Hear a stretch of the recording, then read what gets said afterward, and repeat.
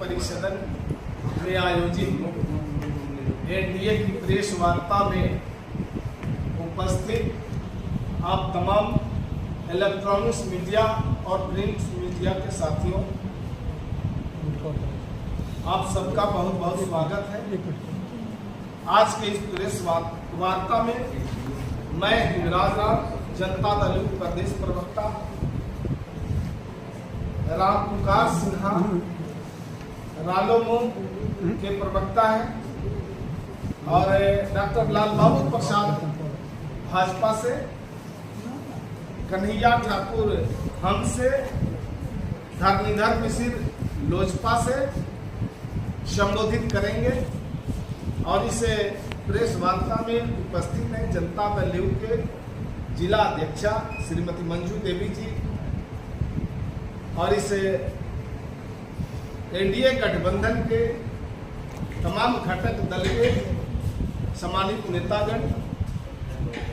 आज हम लोग इस परिसदन में आयोजित प्रेस वार्ता को संबोधित करने जा रहे हैं और ऐसे मौके पर चूंकि देश में राजनीतिक सरगर्मी बढ़ गई है और जो देश में मोदी जी ने जो फैसला लिया है, देश के माननीय प्रधानमंत्री जी ने पूरे देश में आम जनगणना के साथ जातीय गणना कराने का जो फैसला लिया है, निर्णय लिया है, निश्चित रूप से ये स्वागत योग्य कदम है। और इस निर्णय से पूरे देश के अंदर जो वंचित समूह है, जो विकास के मुख्य धारा से काफी दूर रहे हैं, जिन्हें विकास का कोई लाभ का कोई मुअस्सर नहीं हुआ, वैसे लोगों के लिए विकास के दरवाजे खुलेंगे, वैसे लोगों को मुख्य धारा में लाने का एक अच्छा अवसर मिलेगा।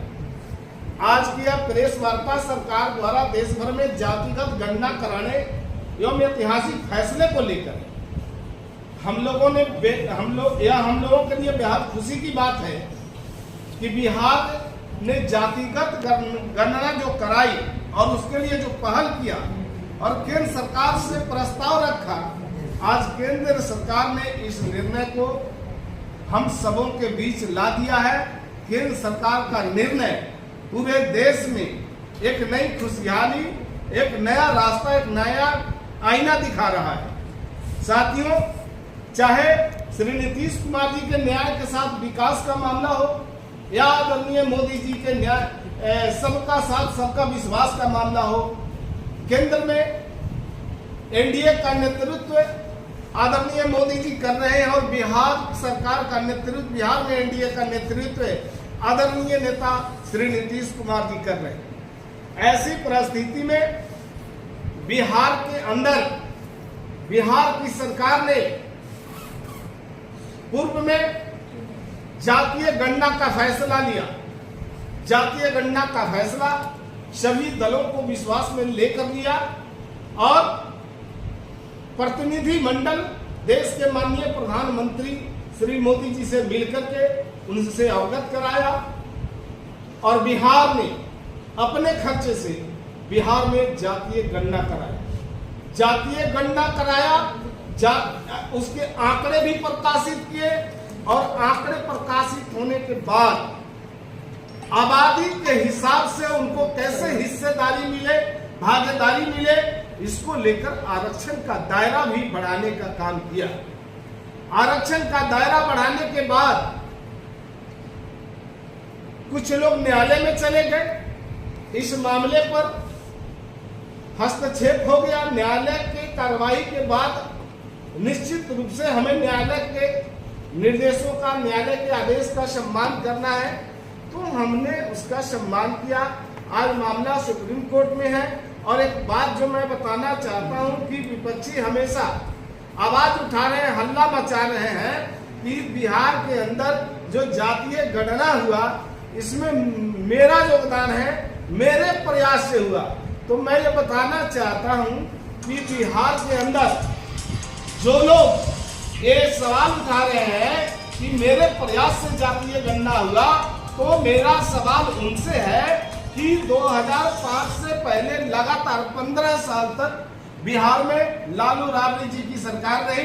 आज जो नेतृत्व कर रहे हैं आरजेडी का तेजस्वी जी से पूछना चाहते हैं आप लोगों के माध्यम से कि तेजस्वी जी, आपके माता पिता 15 साल तक बिहार पे शासन किए, तो उन लोगों ने उस समय जातीय गणना क्यों नहीं कराया? जातीय गणना की बात क्यों नहीं उठाई? जब 2011 में केंद्र में कांग्रेस की सरकार थी, आपके पिता किंग मेकर की भूमिका में थे, तो उस समय कभी आपने देश में जातीय गणना कराने का न कभी दबाव डाला, न कभी प्रस्ताव दिया केंद्र सरकार के सामने।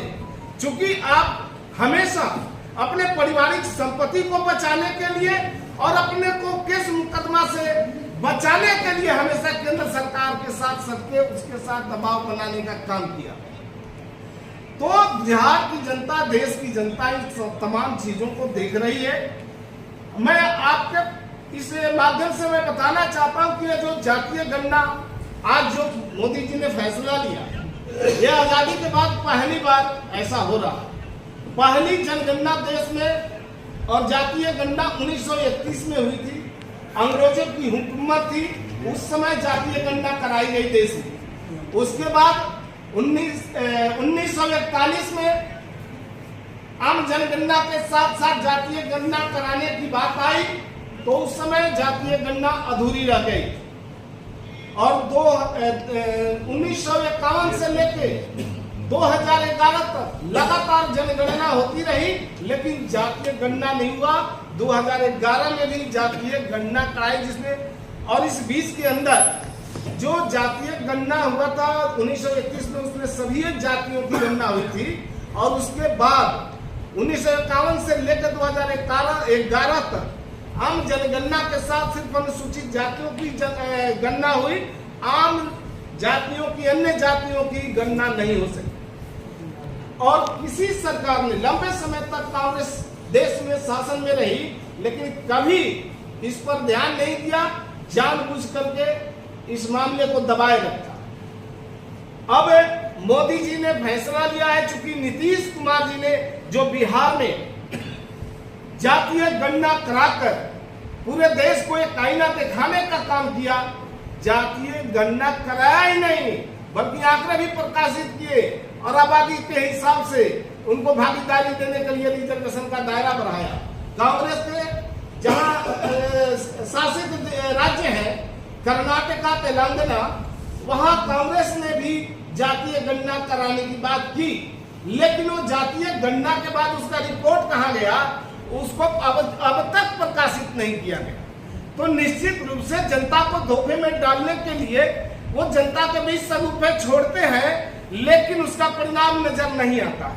साथियों, मैं आपके माध्यम से बात को, सवाल को उठाना चाहता हूं कि देश में 1990 के दशक में जब आप पिछड़ों के मसीहा बनकर, आरजेडी से मेरा सवाल है कि पिछड़ों का मसीहा बनकर सत्ता में आए, आपने जातिगत गणना नहीं कराई। क्या उस समय आपकी प्राथमिकता सिर्फ सत्ता प्राप्त करना या सामाजिक सत्ता प्राप्त करना था, सामाजिक न्याय का नहीं था? 1911 में यूपीए की सरकार में किंग मेकर की भूमिका में आप रहे, इस सवाल को मैंने पहले उठा दिया है।